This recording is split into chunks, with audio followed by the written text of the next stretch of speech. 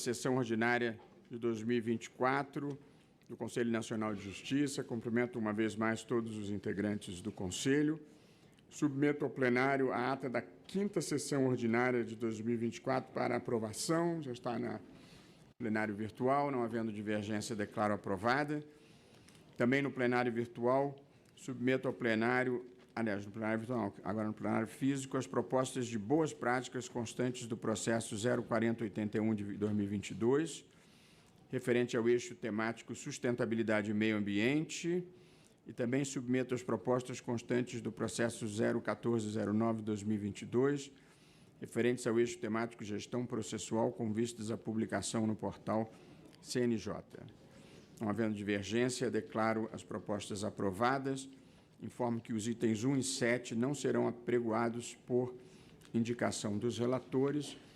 Nós assinamos, esses dias agora, uma portaria sobre sustentabilidade, tal como havia feito no Supremo, abolindo as garrafas plásticas de água aqui no Conselho Nacional de Justiça pelo impacto ecológico que produzem.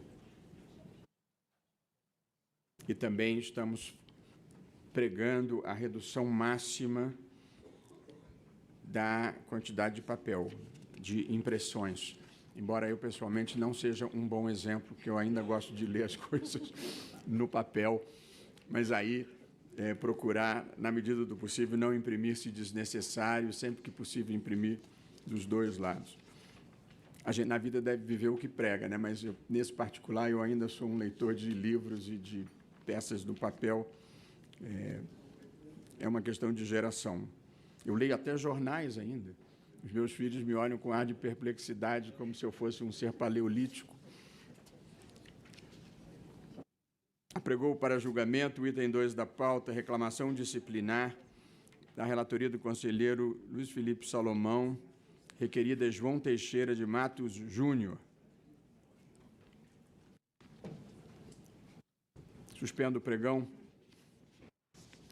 Presidir é cumprir ordens do cerimonial. Portanto, eu anuncio que nós teremos, no próximo dia 25, o Dia Nacional da Adoção. E, em celebração dessa data, nós lançaremos o próximo módulo do Sistema Nacional de Adoção e Acolhimento. Esse Sistema Nacional viabiliza maior transparência e segurança no acompanhamento das crianças e adolescentes que estão em medida protetiva de acolhimento e facilita o encontro entre pessoas habilitadas para adotar crianças e adolescentes em condições de serem adotados. O sistema conta com uma ferramenta de busca ativa que permite aos mais de 36 mil habilitados à adoção domiciliados no Brasil terem acesso ao perfil de mais de 1.100 crianças ou adolescentes que não encontraram ainda a sua família por adoção, em função da idade, do pertencimento a grupos de irmãos ou por apresentarem doenças ou deficiências. Desde a sua integração, a plataforma digital do Poder Judiciário, PDPJ, em dezembro de 2023, apenas por meio dessa ferramenta foi viabilizada quase 500 crianças e adolescentes em processo de foram viabilizadas quase 500 crianças e adolescentes em processo de adoção, sendo 60% de crianças acima de 8 anos e 81% de grupos de irmãos e 14% de crianças com deficiência. E agora, em 2024, foram concluídas 111 adoções por busca ativa, que representa 10% de todas as adoções. Essa é uma ferramenta muito útil, é uma espécie, mal comparando, de Tinder para fins de adoção, que você combina um pouco a expectativa de quem quer adotar com as circunstâncias de quem está sendo adotado. Essa é uma política pública muito importante que pode mudar a vida de crianças e de jovens. Portanto, nós divulgamos essa ferramenta e a importância da adoção na sociedade brasileira. Também gostaria de fazer um registro da comemoração dos 34 anos de fundação do Sindicato dos Servidores do Poder Judiciário e do Ministério Público da União, do Sindijus, sindicato que conta com uma longa história de conquistas em benefício dos servidores do Poder Judiciário e que tem atualmente mais de 18 mil filiados. sendo o maior do país na categoria. Queria cumprimentar a todos os servidores do sindicato e aos servidores sindicalizados. Considero que o sindicato tem um papel muito importante nas relações de trabalho no Brasil, sobretudo para as negociações coletivas. Registro visualmente aqui a presença do presidente da JUF, Nelson Ribeiro Alves, do presidente da MB, Frederico Mendes, do presidente da APA-Mages, Tiago Massad, todos muito bem-vindos aqui entre nós. No último dia 17 de maio foi o Dia Internacional de Enfrentamento à Homofobia e à Transfobia. É uma das pautas desse Conselho, a inclusão social e a igualdade de todos, sem discriminação de orientação sexual. O que vale a vida são os nossos afetos e todas as pessoas merecem respeito e consideração. E, por fim, 3 boas notícias. O Tribunal Regional do Trabalho do Rio Grande do Sul, o Tribunal Regional Federal sediado no Rio Grande do Sul e a Justiça Estadual do Rio Grande do Sul, todas já conseguiram religar os seus sistemas de processos. No caso do TRT, o PJE, no caso da Justiça Federal e da Justiça Estadual, o EPROC. Queria cumprimentar os presidentes dos tribunais, o presidente Fernando Quadros, do TRF4, o presidente Alberto Delgado Neto, do Tribunal de Justiça, e o presidente Ricardo Martins Costa, do TRT. Estive reunido com os 3 na semana passada, em visita ao Rio Grande do Sul, em São Leopoldo. Admirável o esforço, o empenho, não apenas dos presidentes e dos juízes, como também dos servidores. Emocionantes as imagens dos servidores com água pelo joelho, tentando salvar os equipamentos, e nenhum processo foi perdido, tudo tinha um backup adequado. Os prazos continuarão suspensos até 31 de maio, mas nós temos a expectativa que em 1º de junho a Justiça do Rio Grande do Sul já poderá estar funcionando regularmente e nós, espero, não precisaremos prorrogar os prazos de suspensão dos processos. A outra notícia boa é que a recomendação do Conselho Nacional de Justiça para que as verbas depositadas em juízo das penas pecuniárias fossem transferidas para a conta da Defesa Civil do Estado do Rio Grande do Sul, nós já transferimos 150 milhões de reais. Se soubesse que tinha tanto dinheiro lá, talvez a gente já tivesse utilizado em outros propósitos públicos, mas a verdade é que, nesse momento, nada é mais importante no Brasil do que ajudar o Rio Grande do Sul. Esse é um momento da vida brasileira em que somos todos gaúchos, e eu queria cumprimentar os presidentes e os servidores da Justiça do Rio Grande do Sul pelo esforço na recuperação do Estado em geral e da Justiça em particular.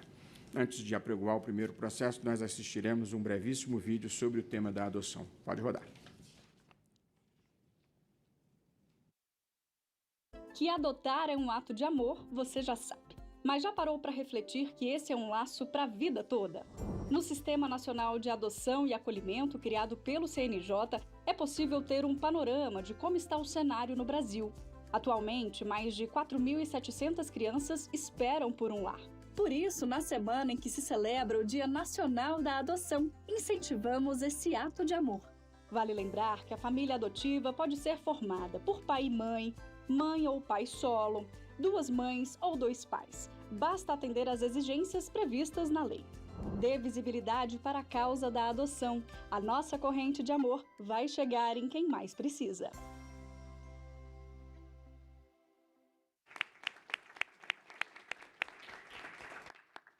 Muito bom. Agora sim, chamo para julgamento o item 2 da pauta, que é da relatoria do conselheiro ministro Luiz Felipe Salomão. É a reclamação disciplinar 449866, requerida João Teixeira de Matos Júnior. O objeto aqui é uma infração disciplinar instaurada de ofício a partir de inspeção realizada pela Corregedoria Nacional para apurar suposta prática de infração disciplinar pelo requerido que teria beneficiado líderes de organizações criminosas. O histórico do julgamento é o seguinte: Na segunda sessão extraordinária virtual de 26 de abril de 2024, os votos dos conselheiros... Após o voto do relator pela ratificação da decisão que determinou o afastamento cautelar imediato do magistrado requerido de suas funções, no que foi acompanhado pelos conselheiros Renata Gil, Giovanni Olson e Marcos Vinícius Jardim Rodrigues, o processo foi retirado da pauta da segunda sessão virtual extraordinária, a pedido do conselheiro Marcelo Terto. Os votos dos conselheiros que deixaram o cargo serão computados na sessão presencial. Concedo a palavra ao conselheiro Luiz Felipe Salomão.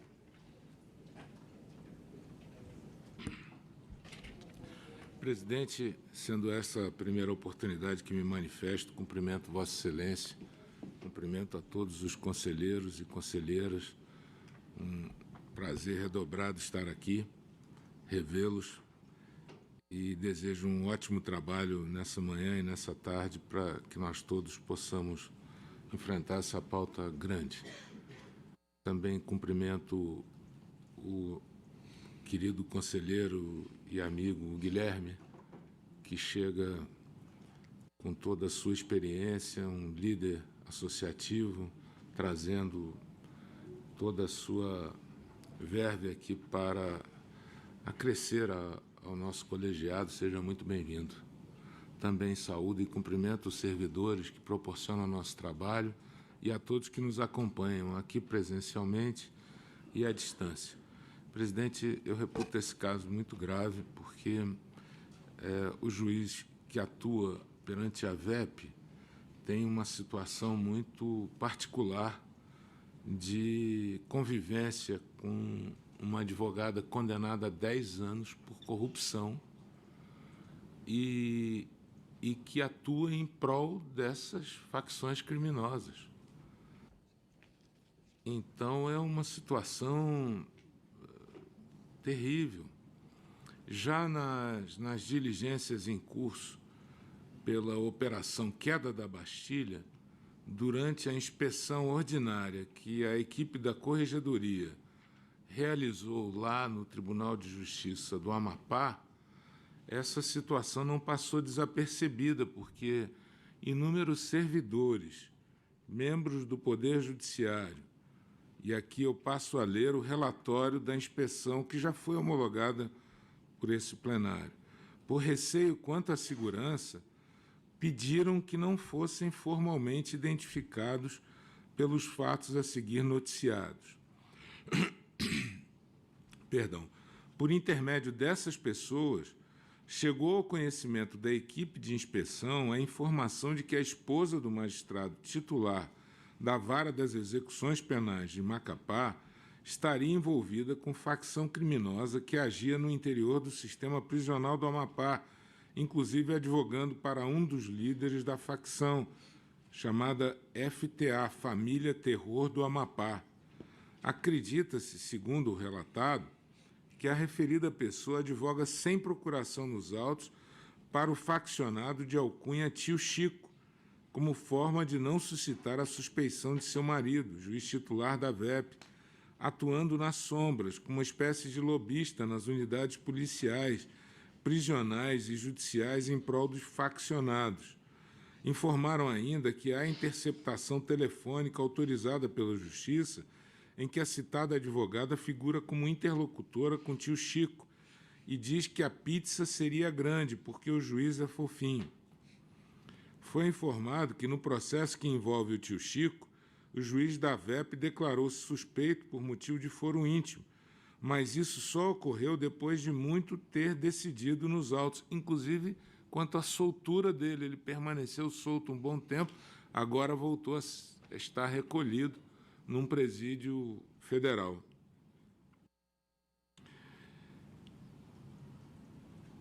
Foi transferido ao regime semiaberto com decisão tomada em audiência pelo juiz que hoje é suspeito. Os agentes públicos que procuraram a Corregedoria Nacional, consta ainda do relatório, relataram que existe um verdadeiro esquema para a concessão de saída de presos e deferimento de benefícios penais, aduziram que o preso é atendido na unidade de saúde prisional, ocasião em que alega estar com depressão, ao passo que o advogado do detento peticiona e diz que a enfermaria não tem condição de cuidar do condenado, com base nisso é concedida a prisão domiciliar.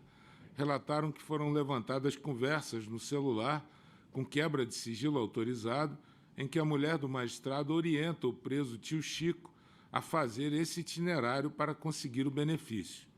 À época da inspeção, a esposa do magistrado havia sido alvo da operação da Polícia Federal, nomeada Queda da Bastilha, e estava em prisão domiciliar, sendo monitorada eletronicamente.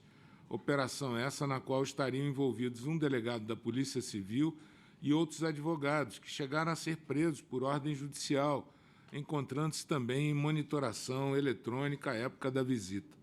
Ressaltaram ainda que quem fiscaliza a tornozeleira eletrônica é o Centro de Monitoramento, cujo coordenador é o próprio juiz da execução, marido da advogada.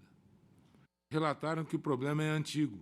Informou-se que no ano de 2016 houve investigação sobre certidões falsas expedidas pela VEP para fins de remissão da pena. Nessa época, mais de 100 detentos foram investigados e envolvia uma escola que atuava em um presídio e eram emitidas certidões falsas. O preso tio Chico, por exemplo, teria sido agraciado com mais de 4.000 horas para remir.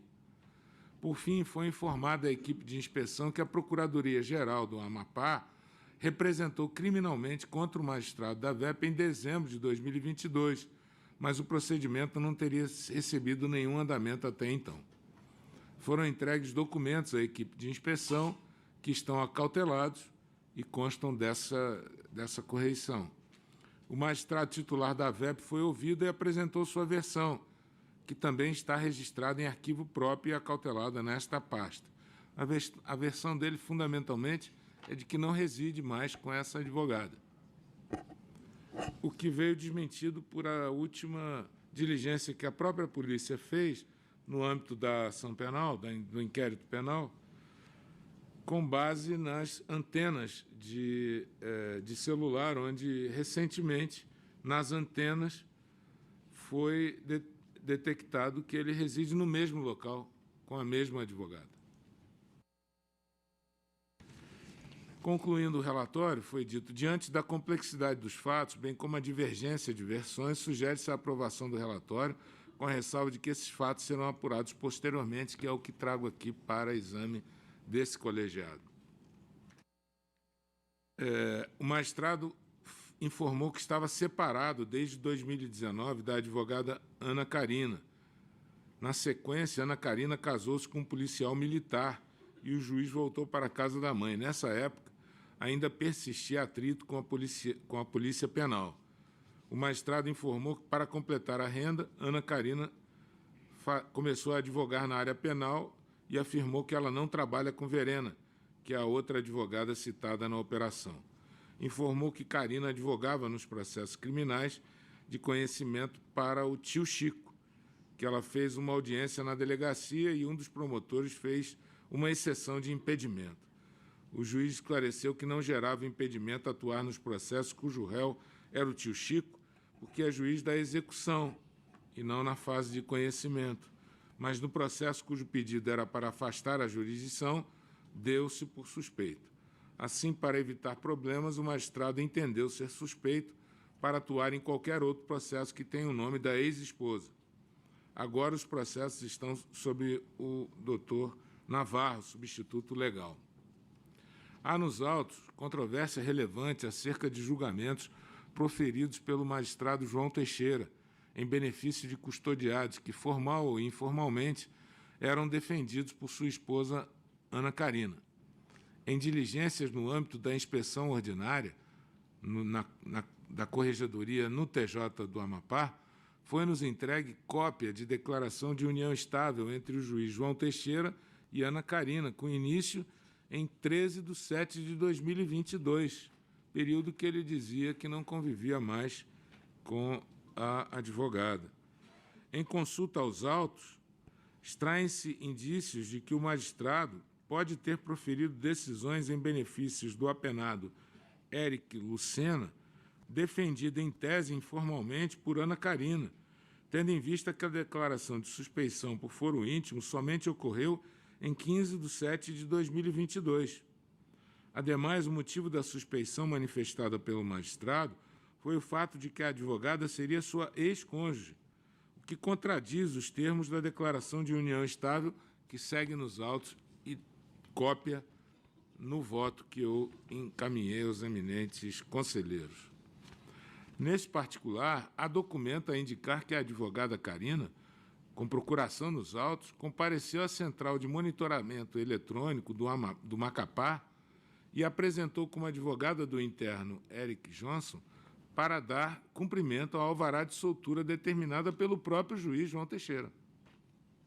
A seu turno, quanto ao custodiado Rian, o tio Chico, a despeito de o magistrado ter afirmado que sua companheira atuava em processo de conhecimento, mas não na fase de execução, há informações colhidas em autos de ação penal que apontam que Ana Carina pode ter envolvimento com o faccionado e lhe presta serviços advocatícios no âmbito de processo de execução. Isso está na transcrição do grampo que foi efetuado no telefone dela, inclusive envolvendo o próprio magistrado. Isso porque, no dia 13 de 12 de 2023, a advogada Ana Carina foi condenada a 10 anos e 6 meses de reclusão no processo que tramitava na primeira vara por corrupção ativa, uso de documento falso e organização criminosa, crimes praticados em razão de seu exercício profissional em benefício de faccionados custodiados no sistema penitenciário do Macapá. Consta da sentença condenatória a seguinte narrativa das condutas criminosas perpetradas pelo grupo. Eu transcrevi a sentença que menciona com detalhes toda a estrutura criminosa envolvendo tio Chico. Consta ainda na fundamentação da sentença condenatória detalhamento relevante sobre a possível participação da esposa do magistrado titular da VEP na consecução de benefícios indevidos aos apenados. Eu transcrevi aqui, não vou cansá-los com a leitura, mas essa estrutura que a própria advogada Carina montou para beneficiar os presos e o que eu já mencionei aqui antes, agora foi dito pelo juiz na sentença. Com efeito, eu prossigo. As provas até aqui colacionadas e constantes, sobretudo, em procedimento criminal em curso no Tribunal de Justiça do Amapá, sugerem cenário grave de atuação de magistrado da VEP em processos nos quais sua esposa atuava de maneira escamoteada. Além disso, agrega gravidade o ato ou o fato de que as decisões proferidas teriam sido, em princípio, atípicas e beneficiado líderes de organizações criminosas que falsificaram documentos e corromperam agentes públicos para lograr benefícios indevidos no cumprimento de suas penas. Em razão dos fatos até aqui narrados, determinei a quebra do sigilo bancário, fiscal e das herbes do magistrado para que fossem esclarecidos os vínculos reais entre o magistrado investigado e a advogada. Recentemente, em consulta aos autos do PJ-COR, em trâmite na Corregedoria do Amapá, proposta pelo Procurador-Geral de Justiça, constatou-se que o cenário em torno do juiz João Teixeira está sobremaneira mais grave, a exigir providências, a meu juízo, imediatas da Corregedoria. É o que passei a expor no voto que encaminhei aos eminentes colegas. Consoante se verifica do relatório final de sindicância, trasladado para estes autos, a instrução daquele procedimento disciplinar pode ter descortinado uma atuação absurdamente disfuncional por parte do magistrado, com graves incidentes de toda a ordem relacionados a presos sob sua jurisdição. Na linha da conclusão adotada pela comissão sindicante, o magistrado João Teixeira, violando mandamentos contidos em precedentes vinculantes do Supremo, teria cometido as seguintes condutas: inobservância das prerrogativas institucionais do Ministério Público, ele não dava ciência dos benefícios, progressões de regime de pena, prisões domiciliares e semiaberto, harmonizado, sem avaliação concreta do mérito dos condenados, descumprimento frontal da ordem judicial proferida em mandado de segurança, número tal que efetivava desconstituir esse procedimento do magistrado. O trabalho desenvolvido pela comissão sindicante visava analisar se o juiz titular da VEP negligenciava a atuação ministerial nas antecipações de benefícios. Para tanto, foram analisadas minuciosamente 44 execuções penais listadas pela Procuradoria. Das 44, em apenas uma delas, Paulo Roger Pantoja, houve a devida intimação e manifestação do Ministério Público antes da concessão do benefício. Nas demais, na quase totalidade, após a manifestação do Ministério Público, somente depois de concedido o benefício, ouvia-se o Ministério Público e ele se retratava da decisão tomada, mas aí já era tarde, a maioria dos benefícios já estava concedida. Tais incidentes de enorme gravidade podem ter favorecido pela ausência de avaliação dos requisitos legais relacionados ao mérito dos executados, que poderiam desaconselhar a antecipação de progressões. No relatório da sindicância, aponta-se o seguinte: nos casos apontados nesse relatório, verificou-se que, com a apresentação das razões e contra-razões ao agravo em execução, o juízo da VEP reconhecia a ausência de intervenção ministerial prévia e revogava o benefício no exercício da retratação, sendo que alguns condenados fugiram, cometeram novos crimes ou faleceram em confronto com a polícia. Todos os processos apontados no relatório sugerem desvios relevantes no dever de diligência e prudência do magistrado. Alguns condenados a 41 anos de prisão, outros condenados a 8 anos, 7 anos, 14 anos, 10 anos. E assim sucessivamente, porque tem uma relação aqui dos presos, eu indiquei alguns para consulta dos eminentes conselheiros. Como se percebe, o magistrado da VEP de Macapá, ao que parece, tem o hábito de conceder benefícios penais a presos que não preenchiam requisitos de ordem objetiva e subjetiva para seu usufruto, com destaque a condenados que não haviam cumprido tempo suficiente no regime mais gravoso, que cometeram crimes hediondos e equiparados mediante violência ou grave ameaça, reincidentes, integrantes de organizações criminosas, faccionados que exerciam lideranças, executados que haviam praticado faltas graves recentes, inclusos em regime disciplinar diferenciado ou com pedido de transferência para presídio federal. Não se está a sindicar o acerto ou desacerto das decisões, à luz da sua independência funcional. Na verdade, o desacerto das decisões, em quase totalidade, foi reconhecido pelo próprio magistrado quando voltava atrás. Mas, para além do questionamento acerca da incorreção das decisões, o que emerge desses autos é um completo descuido do julgador quanto a aspectos relevantes nos processos de execução, aspectos indicados pela intervenção do Ministério Público posterior e, em última análise, em enorme descompromisso com a segurança pública do Estado do Amapá e com o correto cumprimento da pena pelos condenados. Como eu disse, persiste, pelo relatório que eu acabei de juntar aos autos, a união entre o magistrado e sua companheira pela localização das antenas de celular. Então, por isso, eminentes conselheiros, é que eu entendo que merece o afastamento o magistrado com a abertura do procedimento, do processo administrativo disciplinar. É como eu voto, presidente. Obrigado, presidente. Corregedor que vota pela instauração do PAD com afastamento.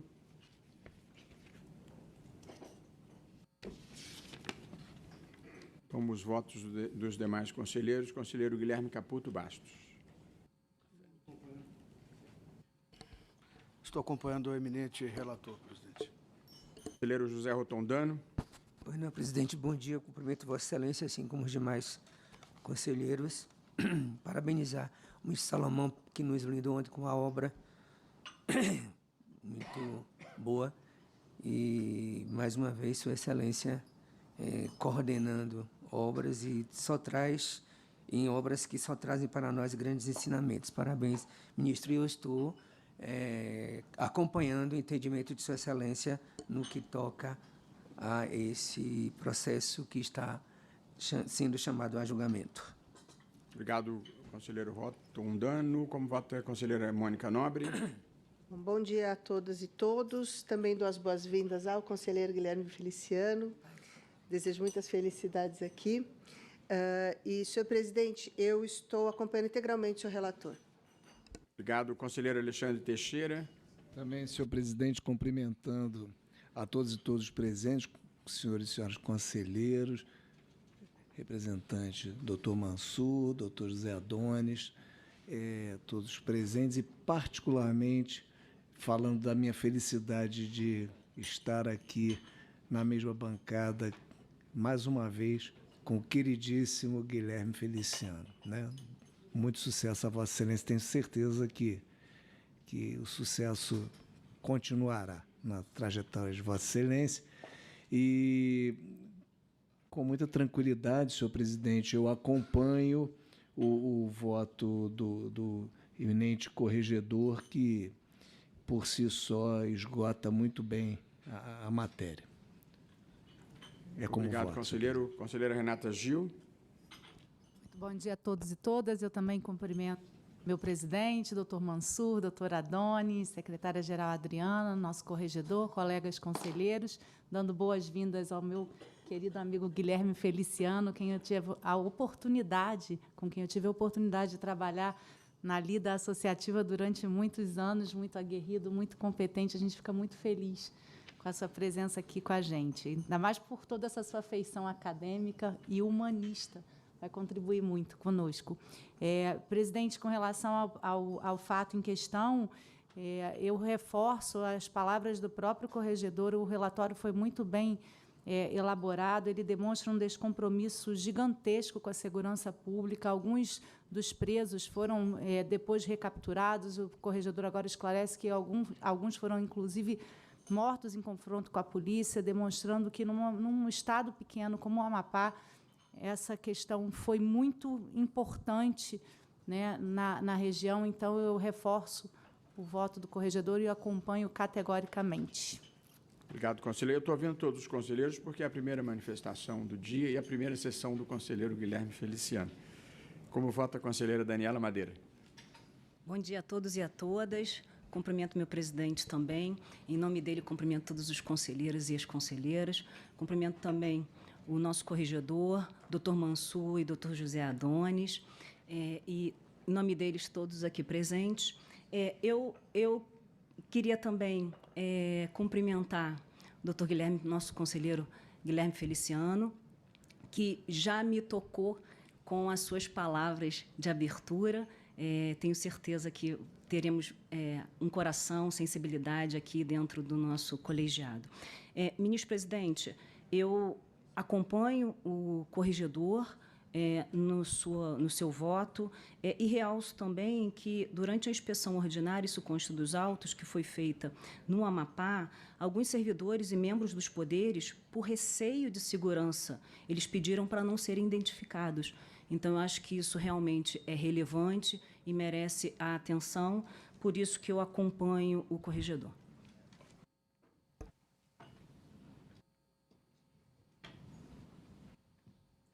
Muito obrigado, conselheira Daniela Madeira. O conselheiro Giovanni Olson já votou na sessão virtual e, portanto, não vota o conselheiro Guilherme Feliciano. Conselheiro Pablo Barreto. Senhor presidente, saúdo Vossa Excelência nesse primeiro momento. Saúdo também o corregedor nacional, ministro Salomão. Saúdo o amigo e colega de carreira Zé Adonis, o representante do AB, o ilustre doutor Mansur, e, em especial, o nosso Guilherme Feliciano, que é a quem desejo toda sorte e sucesso nesse conselho. Pode contar comigo sempre, amigo. E nada tenho a acrescentar, presidente, em relação ao voto. O relatório e a fundamentação muito bem exposta de forma minuciosa, a gravidade dos fatos, motivo pelo qual acompanho o voto do relator. Obrigado, conselheiro Pablo Barreto. O conselheiro Chouquer teve um problema pessoal de família, não foi? Sim. Ele pessoalmente?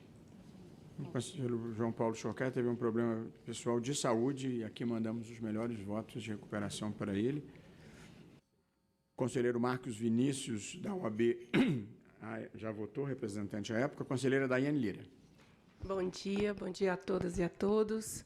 Bom dia, presidente. Cumprimento Vossa Excelência, todos os conselheiros aqui presentes e conselheiras. Cumprimento também o nosso querido corregedor e parabenizo pelo excelente voto e relatório muito bem delineado sobre essa questão que estamos a votar.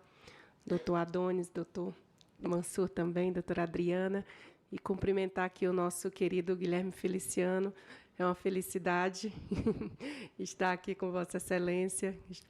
Tivemos a oportunidade também de trabalharmos de forma conjunta junto com a Ana Matra. Cumprimento aqui também a presidente da Ana Matra, que esteve aqui mais cedo, durante sua posse. Pudemos a oportunidade de trabalhar juntos quando eu estava no cargo de secretária-geral da Presidência do Supremo, junto com a Ana Matra. Vai ser uma felicidade agora continuarmos esse trabalho, né, em defesa da nossa magistratura, a atuação do fortalecimento do Poder Judiciário. Seja muito bem-vindo e conta com a gente. Presidente, em relação ao item, né, que estamos votando também, aqui acompanho integralmente as considerações e preocupações do nosso corregedor e acompanho, não é, integralmente, tanto na questão do afastamento. Obrigada. Obrigado, conselheira. Como voto, conselheiro Bandeira de Mello.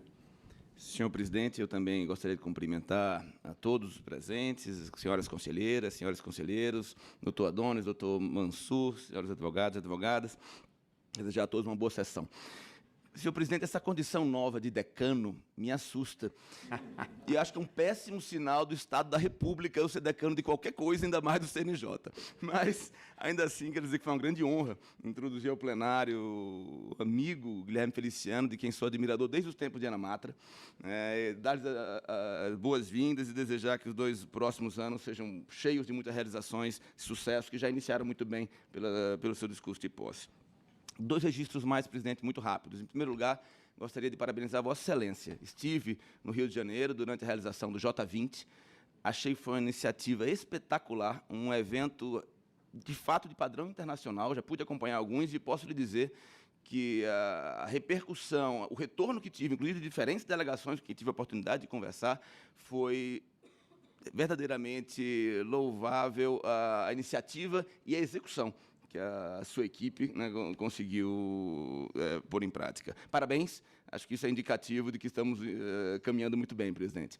E, por fim, um registro em relação à obra de comentários ao Tratado de Direitos Humanos, a Comissão Interamericana de Direitos Humanos, lançado ontem pelo ministro Salomão, da qual pude participar com, seguramente, as mais pobres linhas daquele livro, né, que no restante é todo brilhante. Parabéns também, ministro, pela iniciativa. Entrando agora no caso concreto de que estamos em julgamento, sem dúvida, é um caso preocupante em que o magistrado demonstrou, né, conexões evidentes com pessoa condenada, né, há mais de 10 anos, e que parecia utilizar-se dessa conexão, né, para beneficiar-se da posição que o magistrado ostentava. Nesse sentido, eu não tenho como divergir, né, nem eu faria, do nosso corregedor, razão pela qual acompanho integralmente Sua Excelência, parabenizando pela iniciativa. Obrigado, conselheiro Bandeira. Também eu estou aqui acompanhando. Acho que, em casos como esse, gravíssimos e de urgência, aliás, tal como aconteceu, eventual afastamento que não possa aguardar a primeira sessão do Conselho deve ir imediatamente para o plenário virtual, porque a legislação exige maioria absoluta para o afastamento. Proclamo o resultado. O Conselho, por unanimidade, referendou a decisão no sentido de instaurar reclamação disciplinar contra o magistrado com afastamento cautelar de suas funções jurisdicionais e administrativas nos termos do voto do relator. Pois não, ministro Salomão. É só para dizer que eu vou complementar com a portaria do PAD e também porque esse voto era, na verdade, inicialmente apenas a ratificação, mas agora já concordamos em abrir o procedimento. Eu vou complementar aqui. Como de padrão. Dados, tá? Tá ótimo. Combinado. Obrigado, presidente.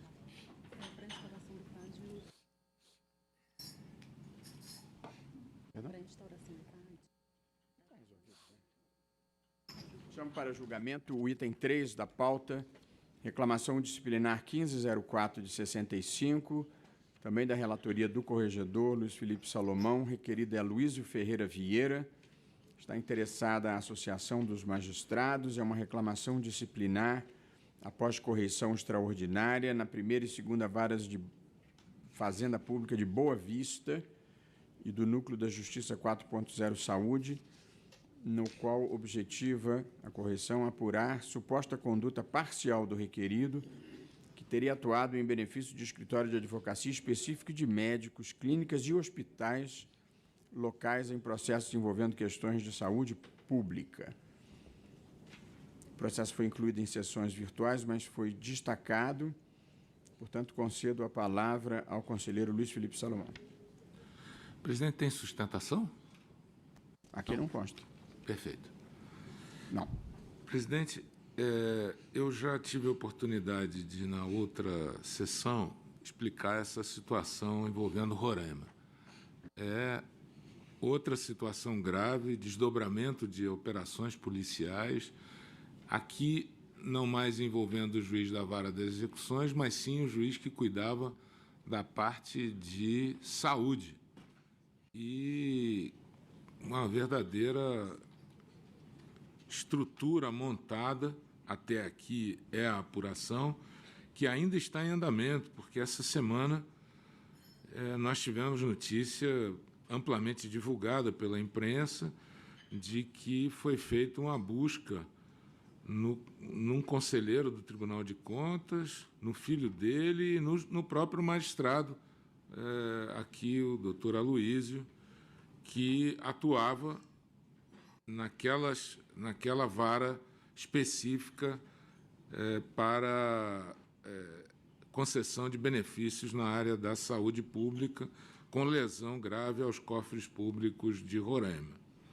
Eu digo aqui, na ementa que eu vou submeter ao exame do colegiado, se houver necessidade, o voto é muito longo, eu posso até ameaçar com a leitura das 64 páginas. Mas eu vou me restringir à ementa e, se houver necessidade, pode ser assim, presidente? Eu esclareceria os detalhes de cada uma dessas provas robustas que, até aqui, para ensejar a abertura do PAD e o afastamento, me pareceram as mais adequadas para a solução desse caso. Digo aqui, pedido de adiamento realizado às vésperas da sessão, veiculando alegação nova, requerimento de perícia em gravação juntada aos autos há meses, defesa prévia apresentada sem nenhuma impugnação à autenticidade e integridade da gravação que foi utilizada no outro julgamento, no qual afastamos e abrimos o PAD contra o outro juiz. Intuito meramente protelatório e voltado a plantar nulidades de algibeira precedentes do Supremo e do STJ em indeferimento. Preliminar de ilicitude de prova rejeitada até aqui, é lícita a prova consistente em gravação ambiental realizada por um dos interlocutores sem conhecimento do outro, guiada pela premissa de que quem revela a conversa da qual foi partícipe, como emissor ou receptor, não intercepta. Indícios de atuação parcial em processos relacionados à saúde, de um modo geral, caracterizada por, primeiro, oposição de 2 levas de 207 conflitos positivos de competência em face de ato normativo do Tribunal, que criou o Núcleo de Justiça 4.0 e determinou a redistribuição de processos de saúde. Segundo, falseamento da verdade ao requisitar, por mais de uma vez, a devolução de processos do Núcleo de Justiça 4.0, mesmo depois de inadmitidos os conflitos positivos de competência. Terceiro, tramitação temerária de processos de saúde pública sem observância dos enunciados do CNJ, Fonajus, com graves danos aos cofres públicos e em benefício da parte autora. Quarto, tratamento diferenciado a processos de advogados privados quando comparados aos da Defensoria Pública e Ministério Público. Indícios de atuação parcial em processos ajuizados pelo advogado, que aqui transcrevo apenas as iniciais, que foi contratado pelo reclamado para causas particulares e era ex-servidor do Tribunal de Justiça, parcialidade em tese caracterizada por prática de atos judiciais depois de o reclamado ter contratado o advogado para causas privadas, prática de atos judiciais em cerca de 70 processos depois de declarar-se suspeito nos próprios autos. Indevida obstrução praticada pelo reclamado em apuração administrativa de outro juízo, iniciada para investigar a manutenção do acesso do ex-servidor e advogado ao sistema de gestão processual do tribunal e às dependências da segunda vara do juiz que fora aqui afastado. Promessas subliminares de benefícios funcionais ou de represálias ao servidor que instauraram o procedimento, a depender se este continuasse com as investigações ou se desistisse de levá-las adiante. Indícios de possível conluio entre o reclamado, o advogado e o servidor, favorecido por postura omissa do magistrado da segunda vara, antes aqui afastado, em substituição automática em razão de suspeição declarada pelo ora reclamado. Concentração de minutas a cargo de servidor da primeira vara, que é compadre do advogado. Atos judiciais assinados por servidor da segunda vara da Fazenda Pública de Boa Vista, com uso de token do juiz titular. A típica movimentação bancária do servidor da segunda vara da Fazenda Pública. Indícios de atuação parcial em processos de cobrança ajuizada por empresas do setor de saúde privada de Roraima contra o Estado, tramitação processual atípica com antecipação de tutela concedida de ofício depois de julgamentos contrários pelo Tribunal de Justiça de Roraima e liminares de bloqueio de valores do erário público e imediato repasse às partes requerentes em valores milionários, com exaurimento do objeto da ação e, em princípio, frustrando o sistema de pagamento de precatório e de requisição de pequenos valores. Recebimento desses valores pelo magistrado, pagos pelo advogado do escritório de uma das partes, o que resta comprovado nos autos. Quebra de sigilo bancário e fiscal, constatação de movimentação bancária atípica e incompatível com os rendimentos declarados, receita sem demonstração de origem lícita em sua integridade e impossibilidade que ateste da autenticidade de notas fiscais apresentadas pelo reclamado em razão da precariedade, preenchimento manual em blocos de carbono e carência de dados. Relatório do COAF a apontar traços de lavagem de capitais, desvio de servidor para, de forma habitual, transportar valores elevados em espécie para o reclamado. Ainda que fossem consideradas lícitas todas as receitas apresentadas, o reclamado, em princípio, exerceria atividade empresarial rural pessoalmente de forma organizada e habitual, com movimentação de volume expressivo de valores, incompatibilidade com a magistratura na forma de precedentes julgados pelo STJ. Eu proponho, portanto, em linha com o que já aconteceu com o magistrado da segunda vara, esse aqui, que é muito mais grave, a abertura do processo administrativo disciplinar com o afastamento do cargo. Como eu disse, é público que esta semana teve mais um desdobramento com a apreensão de documentos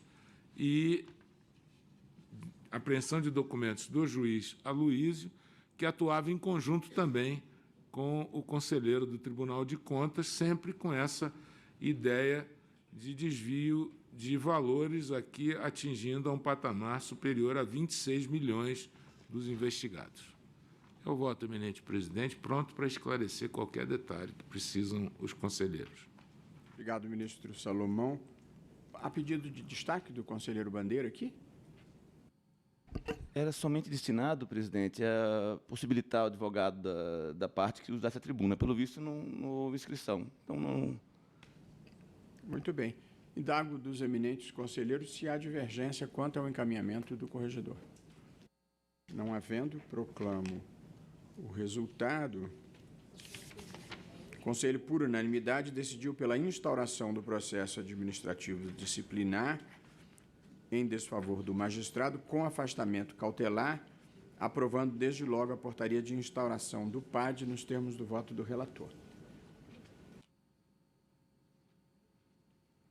Agora sim, com sustentação oral, chamo para julgamento o item 4 da pauta, processo administrativo disciplinar número 4074, da relatoria do conselheiro Alexandre Teixeira. Requerida é Marília de Castro Neves Vieira. O Ministério Público Federal e a AMB estão interessados. É um processo administrativo disciplinar instaurado contra a requerida desembargadora no TJ do Rio de Janeiro para apurar suposta prática de infração disciplinar por exercer atividade político-partidária e por realizar postagens discriminatórias na rede social Facebook. Haverá sustentação oral pelo subprocurador-geral da República, Dr. José Adonis, e pela requerida advogada Samara de Oliveira Santos Leda. Indago da doutora Leda se dispensa a leitura do relatório. Dispenso, excelência. Obrigada. Muito grato. E então passo a palavra ao conselheiro Alexandre Teixeira para antecipar a parte dispositiva do seu voto. Obrigado, senhor presidente. Cumprimento a advogada, doutora Samara. A minha conclusão do voto é no sentido de julgar procedentes as imputações, aplicando a disponibilidade com vencimentos proporcionais ao tempo de serviço pelo prazo de 90 dias. Portanto, o encaminhamento do conselheiro relator é pela indisponibilidade por 180 dias. Não, 90 dias, senhor presidente. Por 90 dias. 90 dias. Muito bem, ouviremos agora o subprocurador-geral da República, doutor José Adonis. Senhor presidente, ministro Roberto Barroso, cumprimento todas as conselheiras e conselheiros, cumprimento a doutora Samara. Senhor presidente, tratando-se da primeira oportunidade em que falo nesta sessão, também quero fazer cumprimentos especiais ao conselheiro Guilherme Feliciano. Em nome do Ministério Público Federal, eu quero expressar aqui a nossa plena confiança de que Vossa Excelência dará uma grande contribuição a este Conselho.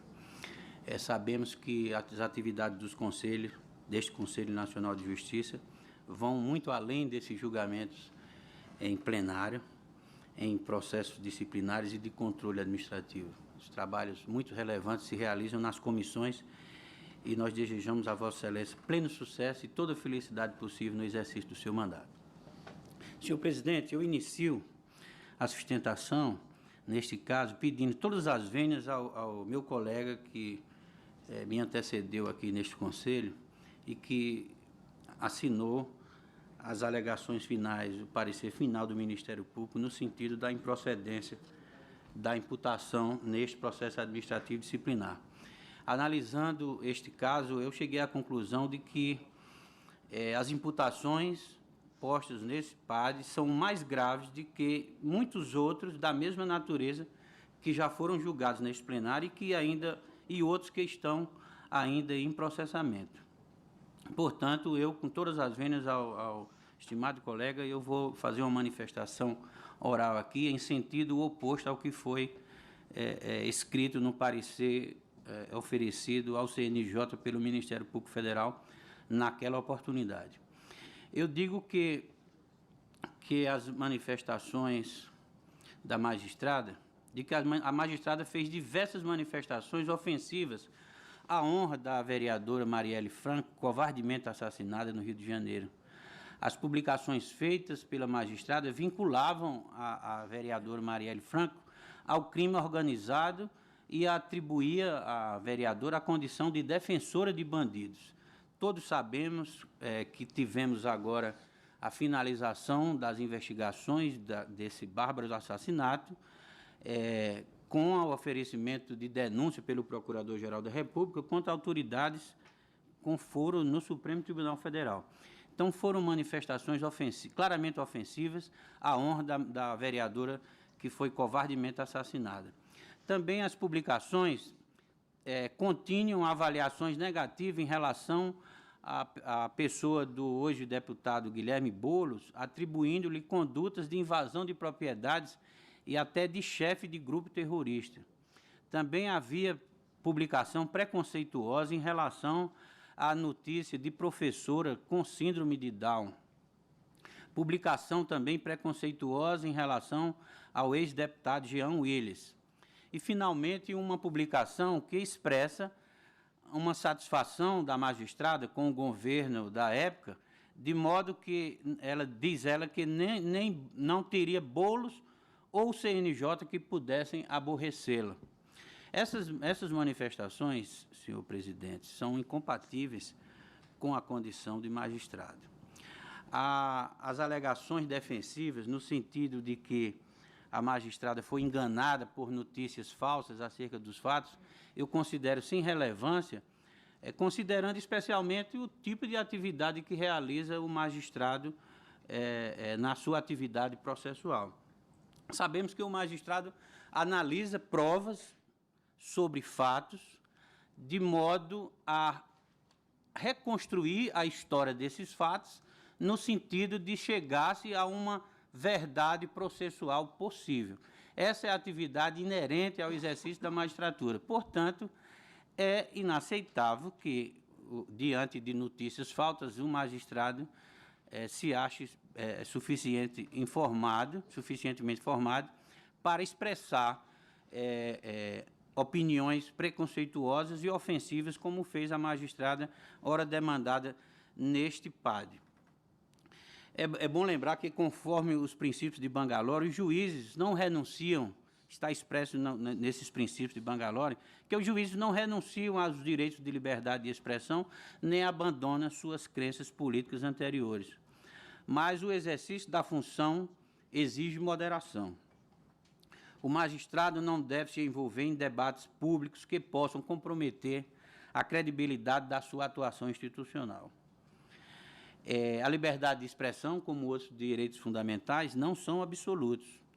E os juízes, como sabemos, o que estou dizendo está expresso no Código de Ética da Magistratura, um ato normativo do próprio Conselho Nacional de Justiça, expressa que os juízes estão submetidos a restrições mais rigorosas quanto à liberdade de expressão. E essas restrições existem em favor da dignidade da função e da credibilidade da instituição judicial. A retratação feita pela magistrada teve por efeito a extinção da punibilidade na esfera penal, mas essa retratação não afasta a responsabilidade disciplinar que é da competência deste Conselho Nacional de Justiça. Parece-me, senhor presidente, então, na visão deste órgão do Ministério Público, nesta sessão, que a conduta da magistrada importa violação do seu dever de manter conduta irrepreensível na vida pública e particular, como expressa o artigo 35 da Lei Complementar, artigo 35, inciso 8º, da Lei Orgânica da Magistratura Nacional. Eu encerro, senhor presidente, essa manifestação, lembrando aqui o artigo 15 do Código de Ética da Magistratura, que diz: a integridade de conduta do magistrado fora do âmbito estrito da atividade jurisdicional contribui para uma fundada confiança dos cidadãos na judicatura.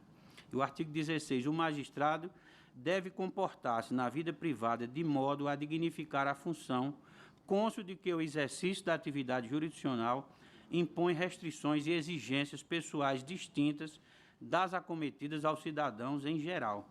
Com essas considerações, senhor presidente, eu retifico a manifestação escrita para propor ao Conselho a procedência das imputações com a aplicação da sanção de suspensão, e, nesse sentido, eu sigo aqui o anúncio do voto do relator no sentido de uma suspensão pelo prazo aqui anunciado. Suspensão não, aliás, disponibilidade pelo prazo anunciado com vencimentos proporcionais. Eu 180. Sim. É isso. Eu não sei se todos tiveram a oportunidade, eu imagino que sim. As declarações são... perdão. Vamos ouvir a advogado, já ia começar a encaminhar. Pode ficar à vontade. Não, pelo contrário. Antes que ouvi-la, doutora Samara de Oliveira Santos Leda, Vossa Senhoria tem a palavra com muito gosto. Obrigada, Excelência, pela gentileza. Bom dia, ministro Barroso. Cumprimento, bom dia, senhor corregedor, ministro Salomão. Cumprimento hoje na pessoa do conselheiro Guilherme Feliciano, todo o colegiado. Parabenizo a Excelência pela posse, que Deus o abençoe na nobre missão. Cumprimento a doutora Adriana, nossa secretária-geral, doutor José Adonis, nosso representante do Ministério Público Federal, nosso querido doutor Mansur, aguerrido na OAB, servidores, servidoras, juízes e juízas auxiliares, e cumprimento também os terceirizados aí nas pessoas das intérpretes de Libras, que também realizam aí o trabalho. Parabéns. É sempre uma grande honra ter poder de fala perante um órgão tão importante como esse para o Poder Judiciário. O presente processo disciplinar, como já antecipado pelo relator, também ressaltado aí pelo conselheiro Adonis, ele tem por fim, Excelências, apurar condutas supostamente violação de deveres funcionais e éticos por parte da magistrada requerida por exclusivamente, doutor Adonis, manifestação em rede social. A magistrada não fez qualquer juízo de valor, ela repostou mensagens e a gente vai contextualizar isso melhor. Todos os fatos, antes de adentrar aqui na minha fala propriamente dita, todos os fatos foram devidamente apurados na instrução, o conselheiro Adonis não estava no conselho, e tudo foi devidamente refutado, principalmente essa questão de preconceito por parte dessa magistrada. Uma magistrada com mais de 30 anos de carreira, Excelências, que nunca teve nada que desabone a sua conduta. Bom, os fatos, inicialmente, eles foram apurados pelo Tribunal de Justiça do Estado do Rio de Janeiro. Essas repostagens, elas são, conselheira Renata Gil, de 2018, algumas antes do provimento 71, que é de junho de 2018, e outras antes da resolução 305. Então, todas, na verdade, são antes do normativo deste Conselho que disciplinou a matéria, a resolução 305. O Tribunal de Justiça do Estado do Rio de Janeiro, após longa instrução, salvo o melhor juiz mais de um ano, entendeu pelo arquivamento do feito. Como essa matéria de disciplina aí das manifestações em redes sociais estavam sendo discutidas aqui no CNJ, imagino que até por isso decidiu-se instaurar o PAD para averiguar. Instaurado o PAD, e aí realmente a defesa foi pega de surpresa pela manifestação oral do Ministério Público Federal, porque a todo momento, durante a instrução do feito, os pareceres foram pelo arquivamento, e eu vou pedir licença para ler o parecer do Ministério Público Federal que consta nesse processo. Abro aspas. As condutas imputadas à magistrada na portaria inaugural do procedimento inseriram-se no bojo do seu direito constitucionalmente assegurado de livre manifestação e crítica, ainda que tenha se afastado da elegância esperada de um integrante do Poder Judiciário. Inexistente, portanto, materialidade suficiente, conselheira Daiane, a caracterizar a violação dos deveres próprios da magistratura. Diante do exposto, o Ministério Público Federal, que acompanhou toda a instrução, esse processo, Excelências, ele data de 2018. Ele foi deflagrado aqui no Conselho Nacional de Justiça, salvo o melhor juiz, eu vou pedir vênias, que eu não trouxe anotado, mas... achei. Em 2019. Então, nós já vamos aí caminhando para quase 5 anos. Então, foi devidamente apurado tudo, e na instrução ficou, se refutou, se afastou todas as imputações da portaria inaugural. Excelências, para além do opinativo que nós acabamos de ler, os fatos investigados, também como já mencionamos, são anteriores ao normativo que disciplina a matéria no âmbito deste Conselho, a Resolução 305, de 18 de dezembro de 2019, o que, no caso concreto, com todas as vênias, impede a aplicação retroativa de penalidade na forma também dos precedentes desse Conselho. Em 2018... 2018, antes da Resolução 305, Excelências, vários foram os precedentes da Corregedoria Nacional arquivando esse tipo de manifestação por ser recente o provimento 71, tá? E em razão do normativo também ser recente a Resolução 305. Nessa linha, considerando que os fatos objeto deste PAD se deram entre 2018 e janeiro de 2019, em momento de transição normativa, impõe-se uma interpretação mais ponderada sobre a aplicação da norma, assim como aconteceu com diversos outros julgados dessa Casa. Outro sim, Excelências, isso é muito importante, desde a última publicação da magistrada, em janeiro de 2019, a magistrada não mais se manifestou em rede social. A rede social dela era um Facebook, rede privada, com poucos acessos, mas que, infelizmente, vazaram essas notícias e circularam da forma como quiseram, de forma realmente pejorativa e maldosa, como ficou esclarecido na instrução desse processo. Finalmente, restou comprovado, inclusive com a adesão do Ministério Público, que não houve, em momento algum, posicionamento político-partidário por essa magistrada. Foram críticas, abro aspas, são palavras do Ministério Público Federal, que acompanhou toda a instrução, críticas sem a densidade suficiente a atrair a condição de infração funcional. Excelências, finalmente a defesa registra, na verdade eu repiso, é uma magistrada de uma conduta ilibada, seria redundância, mas que nunca teve mácula em sua ficha funcional. E a gente pede que isso seja sopesado nesse julgamento. A defesa tem certeza que se esse julgamento, se o provimento 62, que regulamenta o termo de ajustamento de conduta, tivesse se dado na oportunidade, a magistrada não teria respondido a um processo disciplinar, que para qualquer servidor público é um peso, é uma cruz. E não é diferente para uma magistrada que eu a conheço, tive a oportunidade de conhecer na AMB, magistrada séria, comprometida. Então, firme nessas considerações, a defesa pugna que este colegiado julgue na mesma linha dos precedentes dessa Casa no período de transição dos normativos que nós referenciamos aqui. Muito obrigada. Muito obrigado, doutora Samara de Oliveira Santos Leda, que esteve na tribuna. Devolvo a palavra ao conselheiro Alexandre Teixeira. Senhor presidente, o voto é longo, eu vou tentar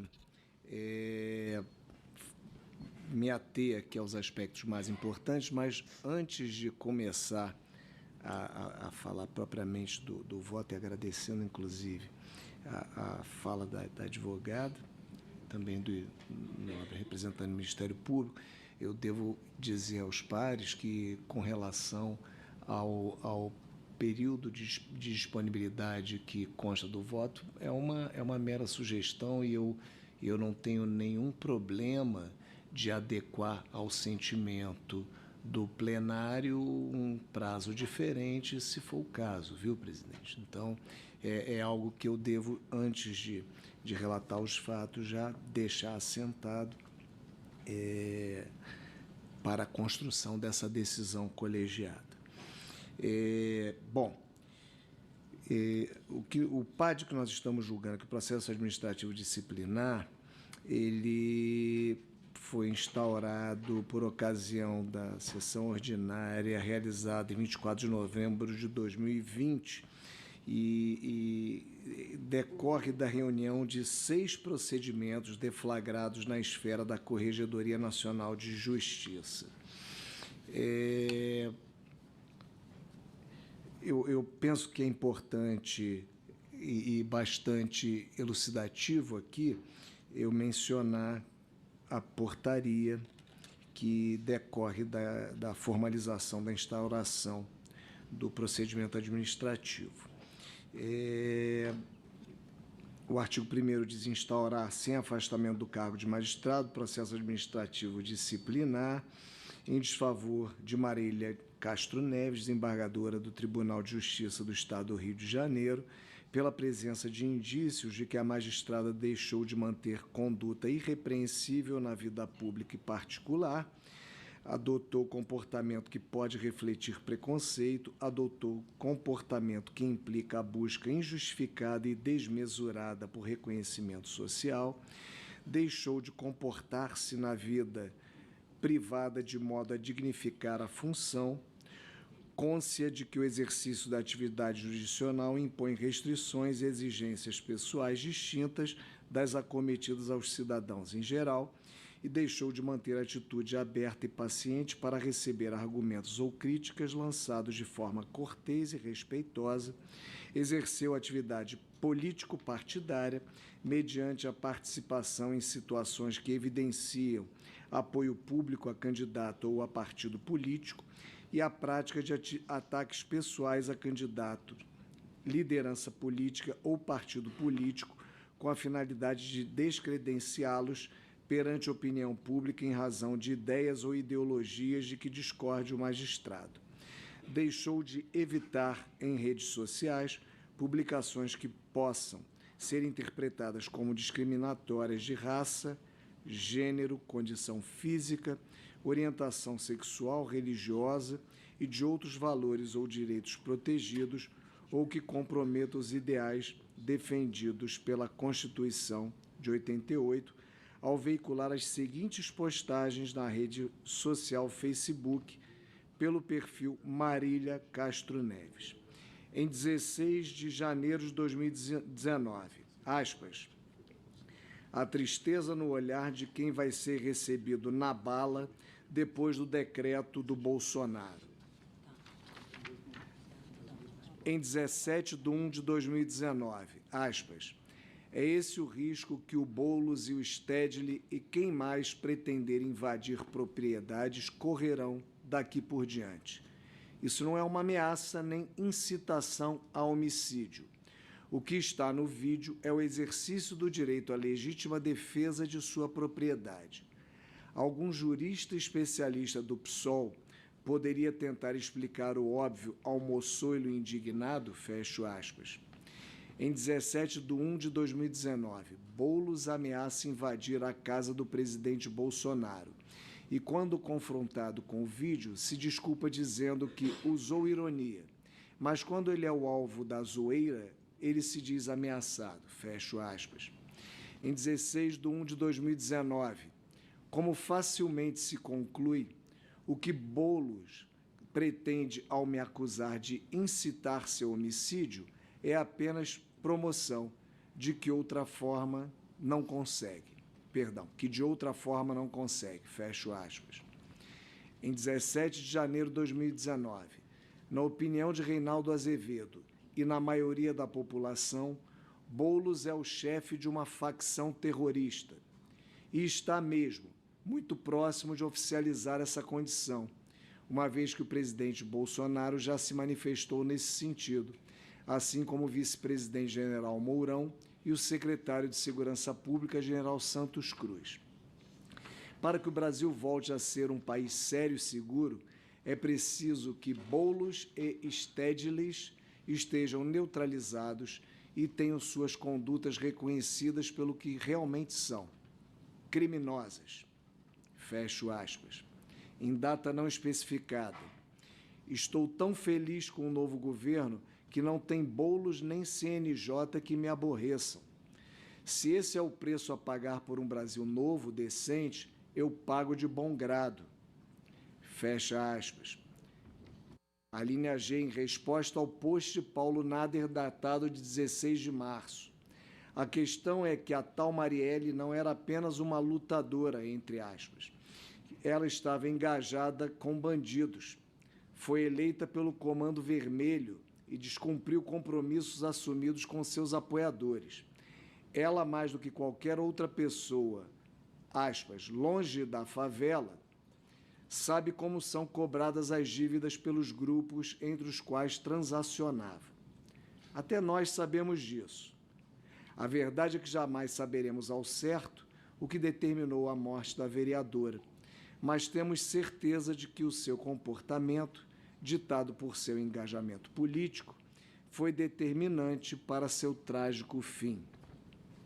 Qualquer outra coisa diversa é mimimi da esquerda, tentando agregar valor a um cadáver tão comum quanto qualquer outro. Fecho aspas. A linha H, em momento não determinado. Aspas. Paulo Nader, meu amigo, até a imprensa noticiar sua morte, eu sequer sabia da existência dessa moça. Isso não está aqui na portaria, mas eu devo acrescentar, essa moça é a finada vereadora Marielle. Donde concluo sem muita dificuldade que a luta dela, seus estudos ou mesmo sua vida não eram mais relevantes que os meus ou os seus. Lamento sua morte como lamentaria de qualquer outro ser humano. Todos temos nossas lutas. Só isso. Fecha aspas. A linha I, sem data especificada. A vereadora do PSOL, morta ontem, proveu o remédio. Na verdade, ela quis dizer provou, por isso a portaria coloca entre parênteses SIC.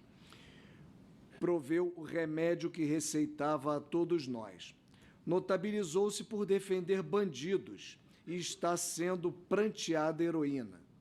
Ocorre que seu motorista, que acabo de saber que era PM, também foi morto na mesma investida criminosa.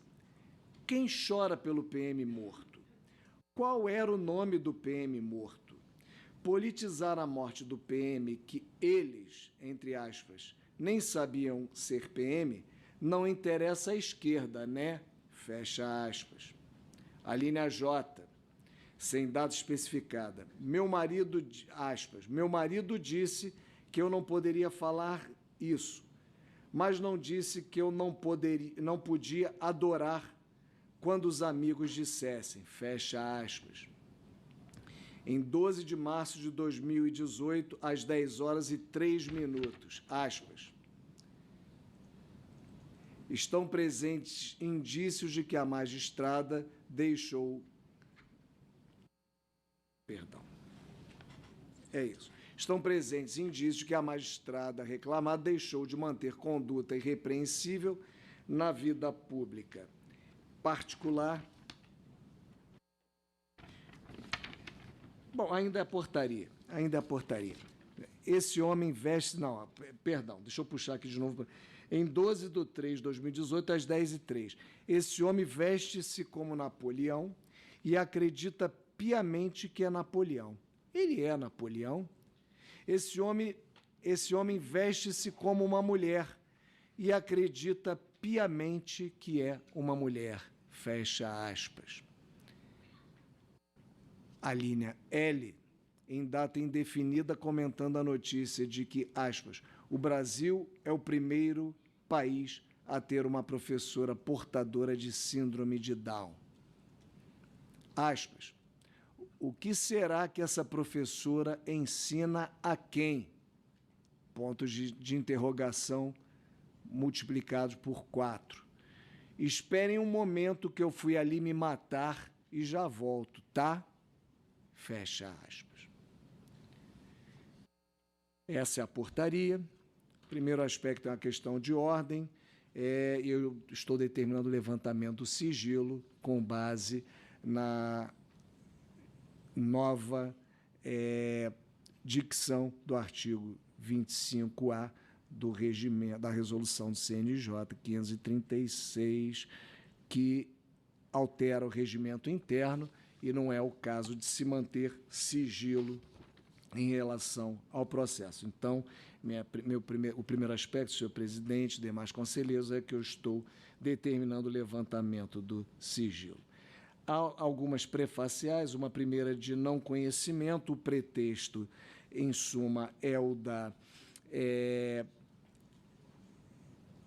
afirmação de que o CNJ ou qualquer outro órgão correcional não teriam competência para análise de questões estritas à vida privada da magistrada, o que não é o caso, por isso estou refutando.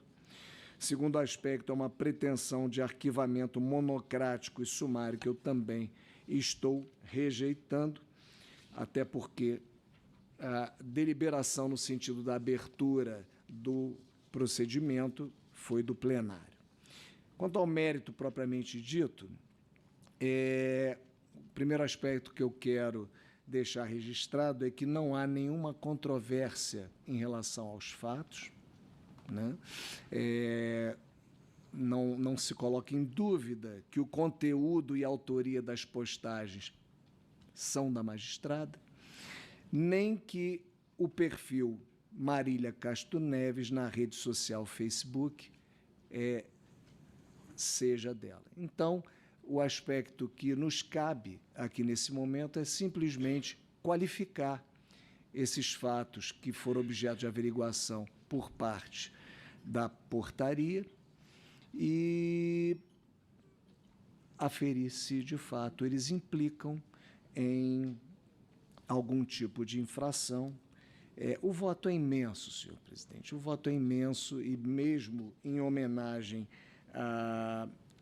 ao que foi sustentado, eu devo dizer que o primeiro aspecto que eu faço no voto é trazer algumas referências, tanto doutrinárias quanto jurisprudenciais, em relação a manifestações, né, ao direito à liberdade de expressão, e eu vou me permitir não fazer remissão a eles. O outro aspecto que eu trago é a menção à Lei Orgânica da Magistratura Nacional, Código de Ética editado por este Conselho, e também aos provimentos específicos, ao 71 de 2018.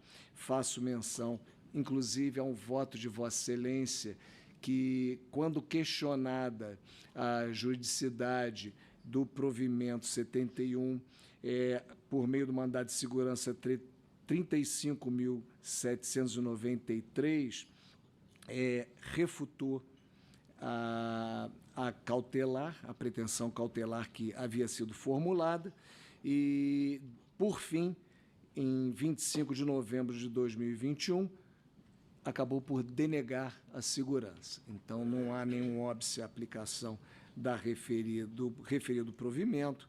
Fiz menção também à Resolução 305 de 2019, que trata especificamente dos parâmetros para o uso de redes sociais. Eu retomarei esse aspecto um pouquinho mais à frente, porque, quando for fazer menção aos fatos, e também vou procurar ser muito breve, poder ir muito diretamente aos fatos, até em homenagem ao que foi afirmado da tribuna, em relação a uma suposta retroatividade. Não é o caso, eu vou demonstrar, mas eu retomarei esse aspecto. Alexandre, eu percebo que o voto de Vossa Excelência é um voto mais analítico. Eu tenho um compromisso institucional importante de almoço. Então, eu acho que, com a compreensão de todos os conselheiros, eu vou pedir a Vossa Excelência que conclua o voto na volta da sessão, porque aí podemos ouvi-lo com toda a calma num caso importante e delicado como esse. Ok. Está bem assim? Ok. A gente retoma a partir da análise dos fatos, sem problema nenhum. Faremos isso, então, na volta da sessão.